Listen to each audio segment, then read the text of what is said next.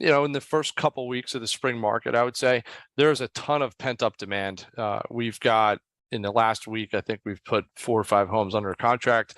What we've seen in the market is just sort of record-setting open houses, if you can believe that.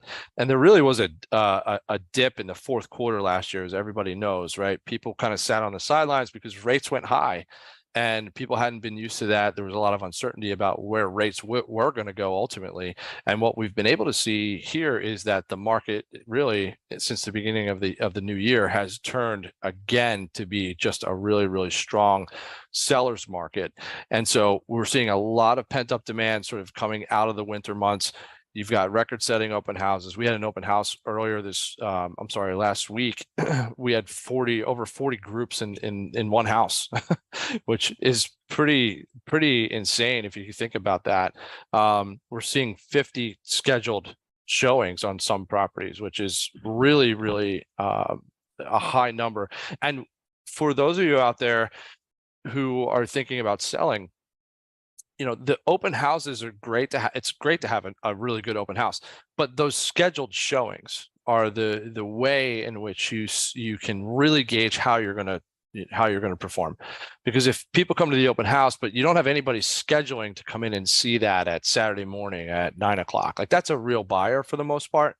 And so those scheduled showings are a really good metric for you to see. And typically we say, about every kind of 10 showings we should expect about one offer.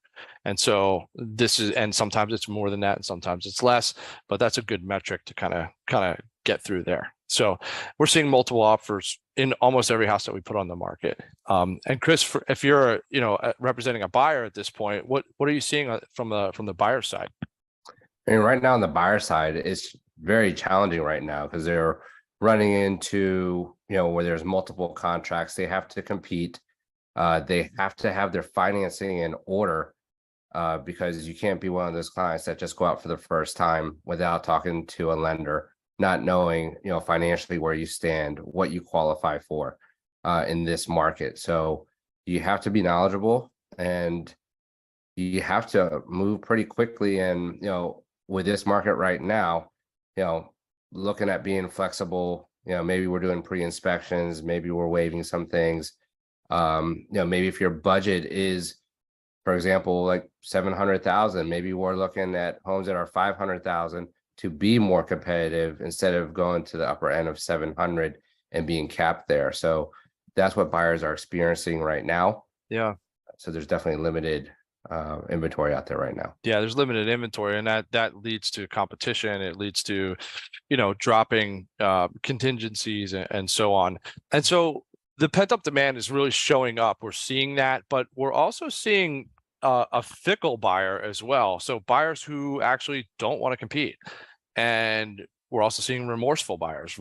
Folks show up and they want to compete. They throw down a contract, and then a couple of days later, they're like, we're not so sure we want to do that, right? And that's a bad place for you to be as a seller. It's also a bad place for you to be as a buyer. So our sort of coaching on this would be, really be sure about what you want to do before you get involved in it. And I think we're really good. And Chris, I know you specifically are really great at coaching your clients along with this so that you don't have a remorseful buyer, right? And you really want to be clear about what your goals are. So, and maybe anything else to add to that?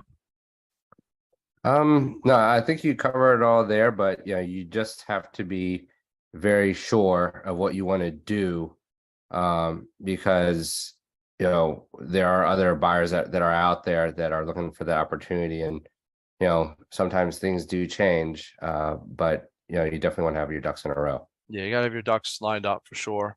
And then one thing too is that in an HOA community, and a lot of folks don't know this, but you can have, if you're in an HOA community, those HOA or condo document review periods are ways that folks can get out of contracts. So if you're on the listing side, those HOA documents, once the seller's agent delivers that, there's a 5-day sort of unilateral right to get out of a deal, right? And so what you want to be able to do if you're on the listing side, and this is something that we do specifically, is we order those documents right away.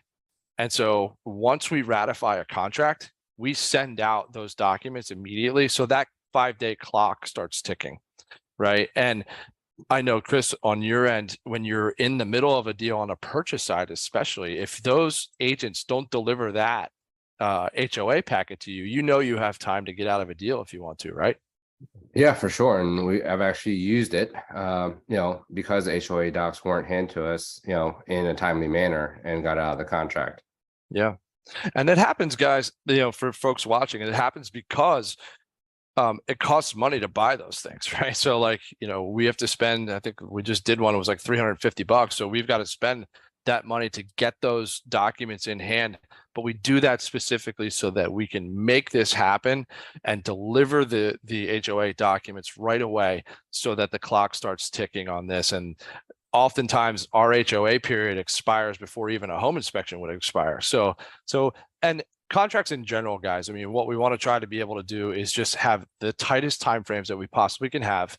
And if you're on the listing side, get as much as you can sort of out of the way in terms of, in terms of your contingencies. So anyway, well, thanks for talking about that for a quick second. I see, we've got a couple more slides here. So who wins, right? So if you're a seller, yeah, it's great to get a lot of showings.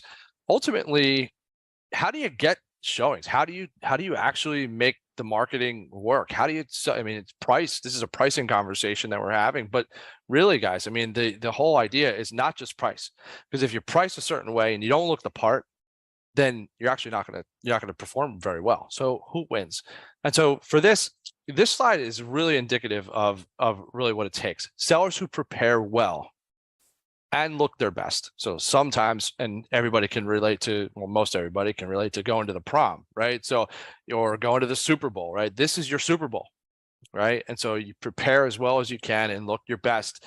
And sometimes that means, taking stuff off the countertops and putting it somewhere else. It means preparing really well for the photos. You want to have the house to present like you're having guests over, right? So prepare well, look your best. And the sellers who price right in the market win. And what ends up happening with that is that you attract people to your property when you're priced right and you look your best.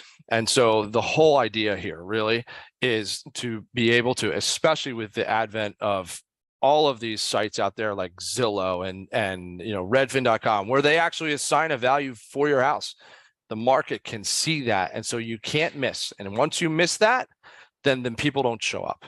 Right. And so what you want to be able to do is price your best and look your best, of course. On the purchase side, and Chris, you said this very well. You have to have your ducks in a row. You've got to have a great lender.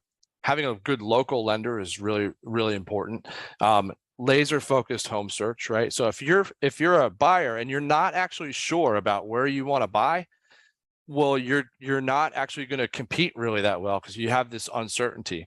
And buyers, as we've seen, and Chris, you can speak to this as well.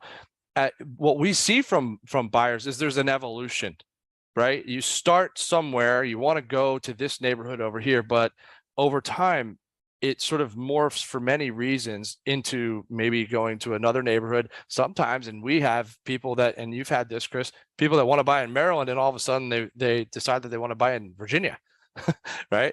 So there's this evolution of a client, and maybe you can talk to that a little bit too, just and how do you refine a search? How do you narrow in a search with people? So, with this, it's a real focus on the purchaser's dominant buying motive. Like, why are they buying a home? They're not buying a home for 3 bedrooms, 2 full baths. They're buying a home because maybe they're renting and they're in a 1-bedroom apartment and they're about to have twins and there's no space and they have to get that new home, right? So you have to really understand why they are out searching. Rather than just looking at bedroom counts, budget, those type of things, the things that some realtors think are important, But what we really have to dive into and what we're really good at is really finding out what you're looking for and why you're looking for it. And we put the focus in to give you the analysis and the data so you can make the correct decisions. Yeah, that's super well said. And I do think that you're right, that we are focused on that. And it's something that we really pride ourselves with, of course. And there's Rocky, who just showed up, which I'm always a fan of in my presentations, as you know, Chris. So we always see too, sort of, and what works really, really well is there's a lot of folks in the market with heavy down payments or all cash. And especially, you know, in some of these surrounding counties around DC, as much as maybe 30% of the market, and people would be surprised to see this, as much as 30% of the market could be cash, right? And so you're talking really high home prices, and you're also talking with a lot of people who are well-heeled and have a lot of cash. And so if you've got the wherewithal to kind of put more money down, even if you you know, maybe have to take a loan at some point, maybe you're talking about maybe a 15 versus 20%. Well, putting the 20% down is going to really help you, you know, be evaluated in a different situation, differently when you're on the purchase side. It makes your offer look stronger when you're putting